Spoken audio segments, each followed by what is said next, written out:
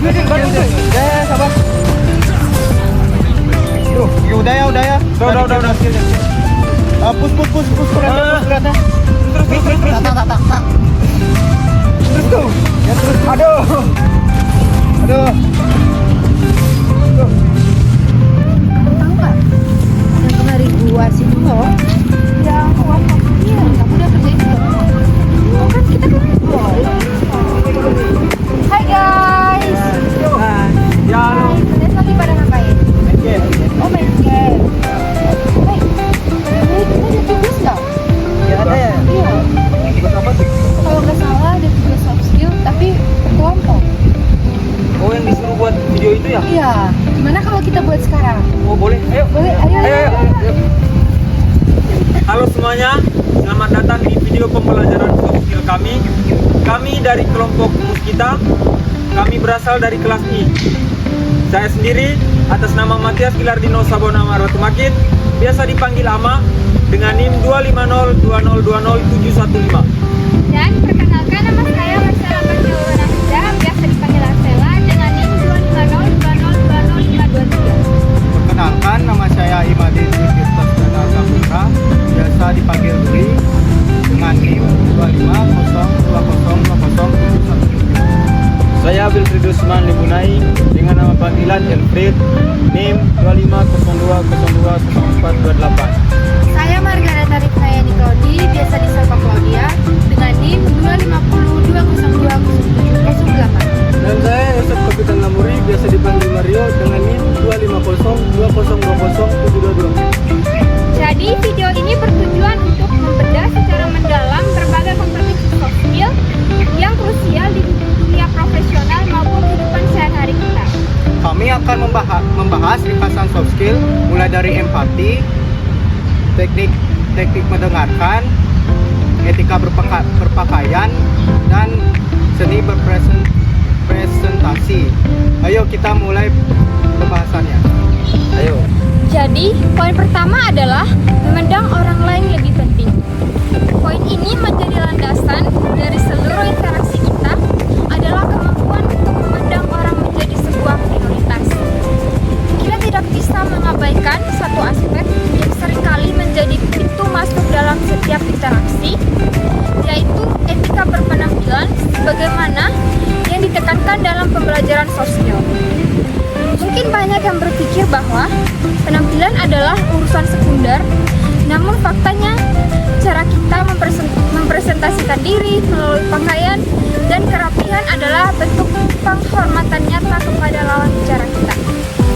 Penampilan yang bersih, rapi, dan sesuai dengan konteks tempat kita berada bukan sekedar soal estetika, melainkan cerminan dari kredibilitas, disiplin, dan profesionalisme kita.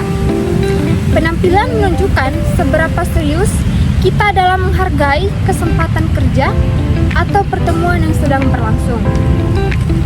Ketika kita berpakaian dengan tepat, kita sebenarnya sedang mengirimkan pesan tanpa suara bahwa kita adalah pribadi yang kompeten dan dapat dipercaya.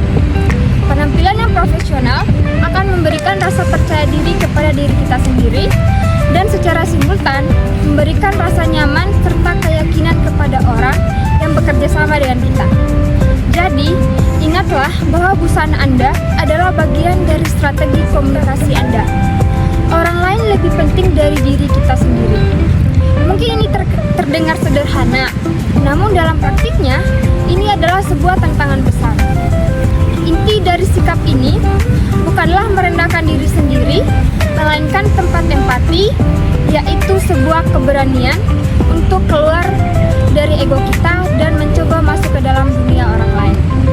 Berani aja.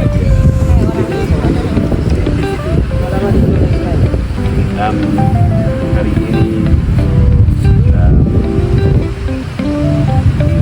2 bulan.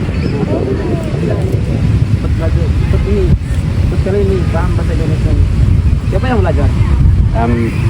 Belajar. Materi selanjutnya yaitu mendengarkan aktif. Kita masuk ke aspek yang sering dianggap remeh, namun merupakan fondasi dari semua hubungan interpersonal, yaitu keterampilan mendengarkan. Ada perbedaan yang sangat besar antara sekedar mendengar suara yang masuk ke telinga dengan mendengarkan secara aktif menggunakan hati dan pikiran. Sesuai dengan pembelajaran kita, mendengarkan aktif itu adalah sebuah komitmen. Ia membutuhkan perhatian penuh secara sadar, menjaga kontak mata yang nyaman untuk menunjukkan kehadiran kita, serta memberi respon yang sesuai baik itu melalui unggulan kepala maupun pertanyaan klarifikasi. Saat kita mendengarkan secara aktif, kita tidak sedang menunggu giliran untuk bicara, melainkan sedang berusaha memahami perspektif lawan bicara secara utuh. Ini adalah cara tercepat untuk membangun kepercayaan atau trust. Halo Alfred. Halo. Di sini aku mau nanya nih, kenapa sih kamu memilih kampus Sticky? Kenapa nggak memilih kampus yang lain aja seperti Undiksa, Undiknas, Udayana? Oh ya, jadi saya sedikit menjelaskan ya kenapa saya sampai ngampus di Sticky kemarin dan untuk kuliah di Bali ya. Jadi begini kemarin, jadi pas sudah masuk kelas 3 di SMK 1 kebetulan kan kemarin itu aku sekolahnya di SMK nya itu depannya di Labuan Bajo ya, jadi namanya itu SMK Negeri 1 Labuan Bajo. Dari kemarin itu aku ambilnya jurusan akuntansi ya. Kamu tahu kan akuntansi? Tahu ya.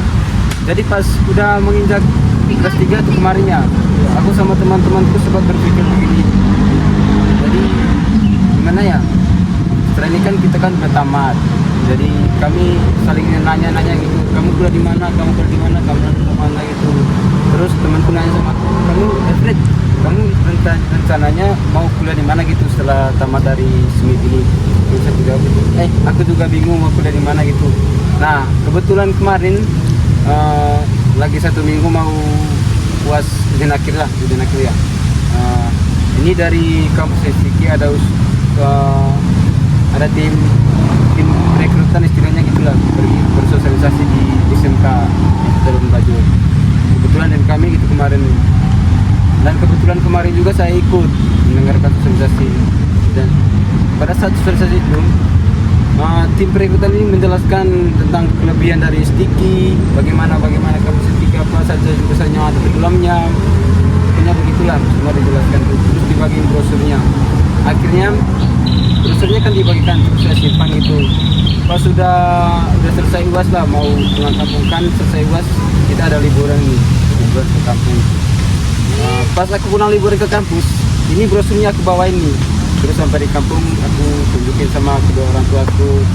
Terus aku ngomong, "Wah, Ma, jadi kan kemarin itu kan ada sosialisasi di sekolah kami dari kampus Sticky di Bali. Jadi aku tertarik banget sama ini kampus. Jadi bagaimana menurut Bapak sama Mama?"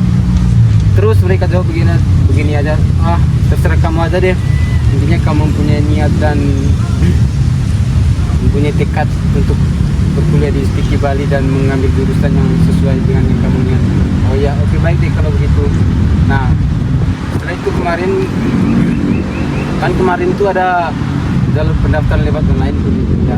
Terus kemarin dan di brosurnya itu ada list nomor-nomor untuk pendaftarannya gitu. Terus aku masukin deh nomor untuk chat di Sticky dari brosur itu. Terus aku nanya-nanya, bagaimana nih untuk pendaftarannya Kang? Terus mereka jawab gitu, mereka ada kirim link gitu. Terus aku daftar deh. Untuk biaya pendaftarannya kemarin tuh, pembayaran pertama aku bayar 4.250.000 lah ya, untuk pembayaran pertama.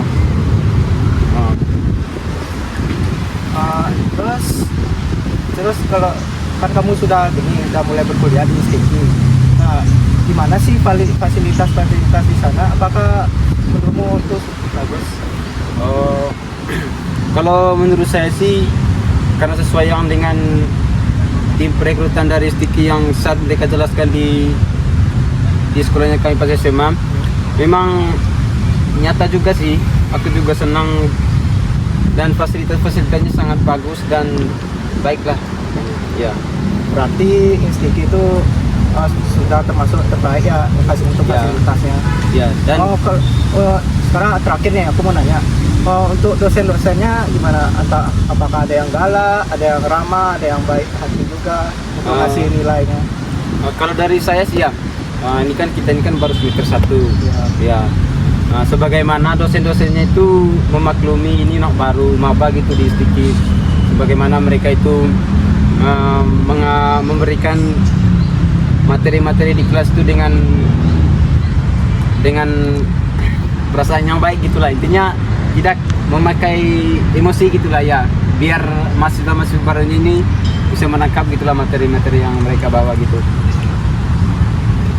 Kasih AFP Ya, sudah menjelaskan apa aja isi dari kampus STIKI dan kenapa memilih kampus STIKI. dan satu lagi nih, kenapa saya sampai memilih kampus di STIKI, dan karena memang saya lihat di brosurnya dan saat mereka menjelaskan kemarin, ini kampusnya terakreditasi nasional dan internasional loh tuh. Makanya saya tertarik juga. Oke baik, selanjutnya kita masuk ke materi menjadi pribadi yang menarik dan mengkritik tanpa menyakiti. Baik, yang pertama kita akan menjelaskan materi menjadi pribadi yang menarik. Menjadi pribadi yang menarik pada dasarnya bukan hanya berkaitan dengan aspek penampilan fisik, melainkan lebih menekankan pada sikap, etika, dan kemampuan berkomunikasi secara efektif. Dalam konteks akademik maupun profesional, daya tarik personal tercermin pada dari cara seseorang membawa diri, menyampaikan pendapat, serta berinteraksi dengan orang lain secara santun dan penuh penghargaan. Nah, salah satu unsur penting dalam membangun pribadi yang menarik adalah kemampuan menjaga kontak mata secara profesional. Nah, kontak mata yang tepat menunjukkan rasa percaya diri, keterkaitan, serta penghargaan terhadap lawan bicara. Namun, kontak mata yang berlebihan atau terlalu minim justru dapat menimbulkan kesan tidak nyaman. Oleh karena itu, diperlukan keseimbangan agar komunikasi berlangsung secara natural dan efektif. Selain kontak mata, intonasi suara juga memiliki peranan yang sangat penting. Intonasi yang ramah, jelas, dan tidak tergesa-gesa akan membantu pesan tersampaikan dengan baik serta menciptakan intonasi yang tepat mencerminkan sikap profesional dan mampu meningkatkan kepercayaan lawan bicara terhadap pesan yang disampaikan. Rasa percaya diri yang ditampilkan secara wajar turut dan menjadi faktor penentu dalam membentuk kesan pribadi yang menarik.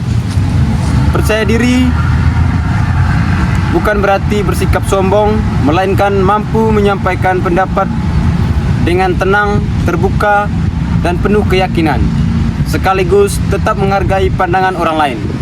Sikap ini akan mencerminkan kedewasaan emosional dan kesiapan individu dalam menghadapi berbagai situasi komunikasi.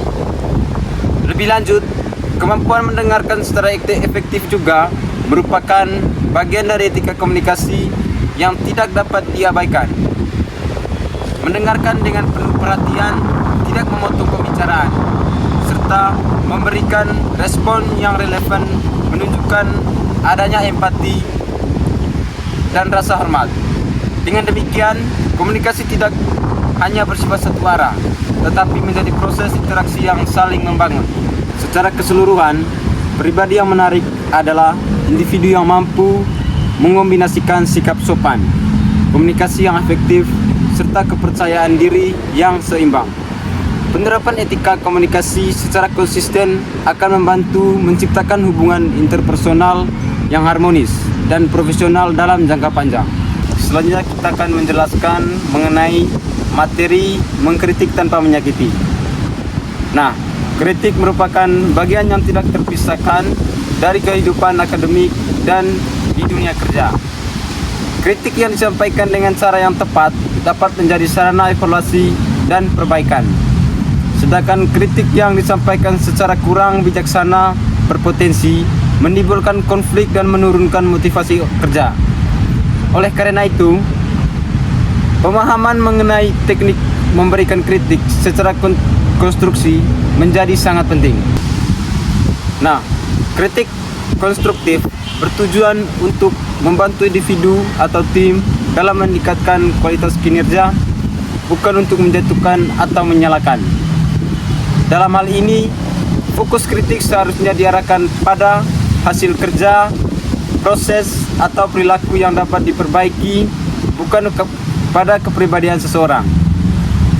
Penerima kritik untuk lebih terbuka dan menerima masukan dengan sikap positif. Salah satu metode yang efektif dalam menyampaikan kritik konstruktif adalah metode sandwich. Metode ini diawali dengan penyampaian pujian atau apresiasi terhadap hal-hal positif yang telah dilakukan. Nah, pujian ini berfungsi untuk menciptakan suasana yang nyaman serta menunjukkan bahwa usaha kontribusi individu tetap dihargai. Selain itu, kritik atau masukan disampaikan secara jelas, spesifik, dan disertai solusi yang membangun. Penyampaian kritik hendaknya menggunakan bahasa yang sopan, nada bicara yang tenang, serta tidak bersifat menghakimi. Dengan demikian, kritik dapat dipahami sebagai bentuk kepedulian dan tanggung jawab bersama, bukan sebagai serangan pribadi. Tahap terakhir dari metode sandwich adalah menutup kritik dengan pujian, motivasi, atau harapan positif. Penutup ini bertujuan untuk menjaga kepercayaan diri penerima kritik serta mendorongnya untuk melakukan perbaikan di masa mendatang. Pendekatan ini terbukti mampu meningkatkan efektivitas komunikasi dan memperkuat hubungan kerja. Melalui penerapan kritik konstruktif, tercipta lingkungan kerja dan akademik yang sehat, terbuka, serta saling mendukung. Individu tidak hanya belajar menerima kritik dengan lapang dada, tetapi juga belajar menyampaikan masukan secara bijak dan profesional. Kenalan dulu. Alfred. Mario. Ini dari mana? Dari Flores. Oh, Flores. Floresnya bagian mana? Di Larantuka di timurnya. Oh, Larantuka ya. Oh, berarti bagian timur. Ya. Kalau bro ini? Kalau saya juga dari Flores, tapi saya di Manggarai Barat, bagian barat saya. Mulai. Ngomong-ngomong, kesini ngapain? Ngampus bro. Oh, ngampus ya. Ngampusnya di mana? Di Instiki. Oh, semangat ya bergabungnya ya. Ya, Semoga bro. sukses. Ya bro. Kamu juga ya bro. Ya. Materi yang keempat ialah membuat orang sependapat. Materi keempat ini menekankan bahwa kunci kesepakatan bukan terletak pada tekanan, melainkan pada seni persuasi yang elegan. Berikut adalah poin-poin penjelasannya. Yang pertama, gunakan argumen berbasis fakta dan penalaran yang kuat.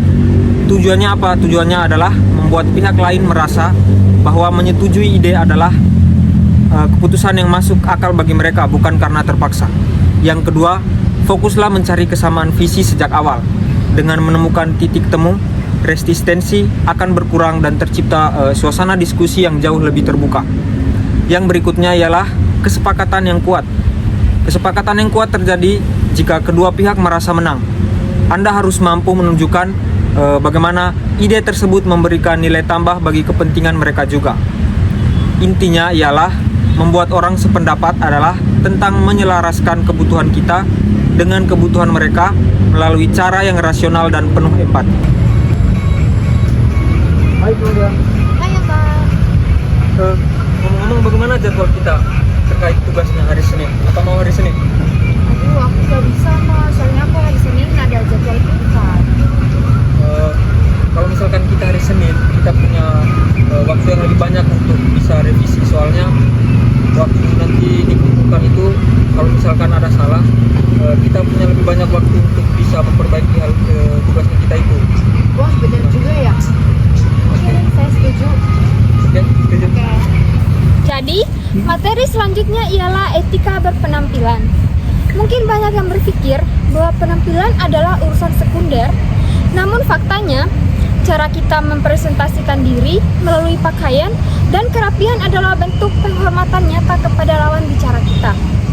Penampilan yang bersih, rapi, dan sesuai dengan konteks tempat kita berada bukan sekedar soal estetika, melainkan cerminan dari kredibilitas, disiplin, dan profesionalisme kita. Penampilan menunjukkan seberapa serius kita dalam menghargai kesempatan kerja atau pertemuan yang sedang berlangsung. Ketika kita berpakaian dengan tepat, kita sebenarnya sedang mengirimkan pesan tanpa suara bahwa kita adalah pribadi yang kompeten dan dapat dipercaya. Penampilan yang profesional akan memberikan rasa percaya diri kepada diri kita sendiri.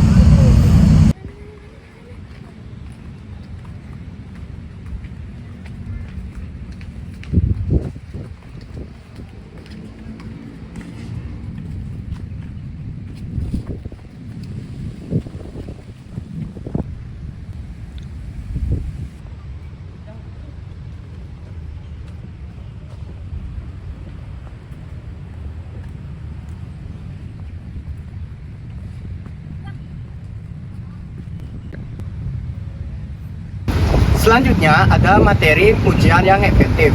Sekarang kita sampai pada materi ke-6 yang sangat penting dalam membangun budaya kerja yang positif, yaitu memberikan pujian yang efektif berdasarkan indikator pembelajaran. Seringkali kita ingin mengapresiasi rekan kerja atau anggota tim, tapi pujian kita itu terasa hambar atau hanya dianggap angin. Lalu, kenapa? Karena pujian tersebut kurang berisi.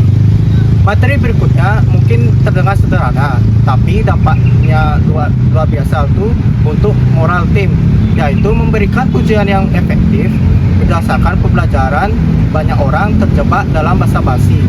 Namun, pujian yang benar-benar berdaya ledak tinggi harus memiliki dua syarat utama, yaitu tulus dan spesifik.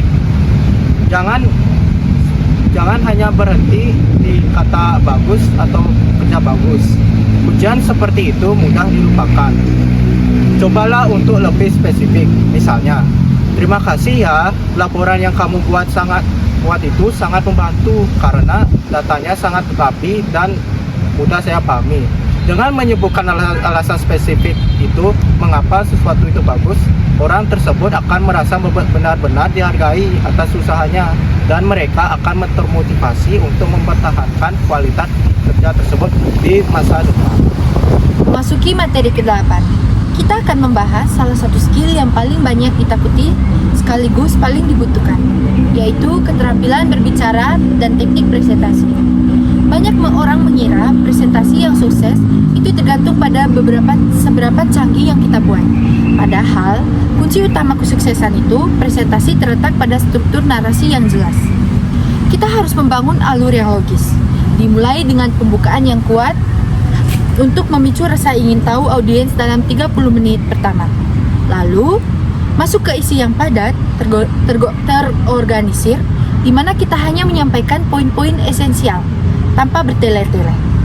Dan terakhir, ditutupi dengan penutup yang membekas, memoral bri, sesuatu yang dibawa pulang oleh audiens, baik berupa pesan moral maupun ajakan untuk bertindak atau call to action. Namun, struktur yang hebat akan sia-sia jika cara penyampaiannya datar. Selain materi yang berbobot, intonasi suara kita, tempo berbicara yang tidak terlalu cepat, serta kontak mata dan gestur tangan dan menentukan apakah pesan kita benar-benar sampai ke hati audiens atau hanya lewat begitu saja di telinga mereka. Yang ketiga, motivasi. Tanpa adanya motivasi, teman-teman sudah akan pernah bisa berkembang, karena itu harus ada dorongan dari dalam diri untuk bisa bertindak. Dan yang keempat, empati. Tidak hanya bisa merasakan diri kita sendiri, tapi kita juga harus peduli dengan perasaan orang lain. Maka dari itu, kita juga harus bisa mengerti apa yang dirasakan oleh orang lain. Materi ke-9 ialah merancang presentasi.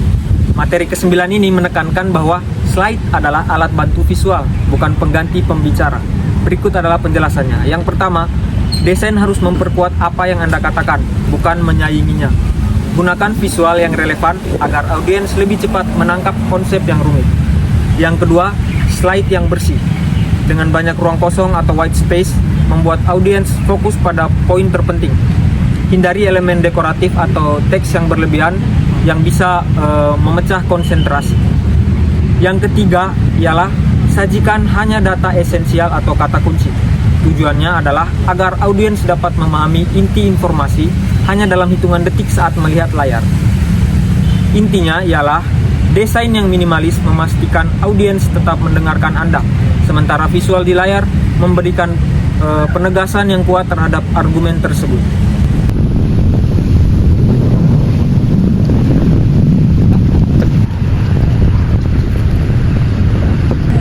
Nah teman-teman, setelah praktikum yang telah kita lakukan ini, apa pembelajaran yang teman-teman bisa ambil dan juga apa tantangan yang teman-teman rasakan? Kalau dari saya, tantangan terbesar saya adalah konsistensi. Saya sadar menjadi pendengar yang aktif itu butuh kesabaran ekstra. Tapi dampaknya luar biasa untuk menghindari salah paham dalam kerja. Kalau dari saya belajar bahwa dunia profesional itu bukan tentang how you say it, tapi terkadang tentang lebih baik penting daripada what you say. Cara kita menyampaikan sesuatu menentukan penerima audiens kita. Kalau dari saya, insight paling berharga bagi saya itu adalah pentingnya tuh ujian tugas. Karena ternyata hal kecil itu meningkatkan motivasi saya dalam bekerja keras. Kalau dari saya menyadari bahwa soft skill adalah investasi untuk jangka panjang. Mengkritik dengan etika bukan melemahkan tim, justru menguatkan hasil akhir dari kerja. Baik, kesimpulan yang dapat kami ambil dari tugas praktikum pembelajaran soft skill ini ialah soft skill itu sangat penting bagi kita agar kita bisa semakin kompeten dan beradaptasi di lingkungan apapun. Jangan lupa mempraktikkan satu soft skill di lingkungan kalian. Bye-bye. Sampai jumpa.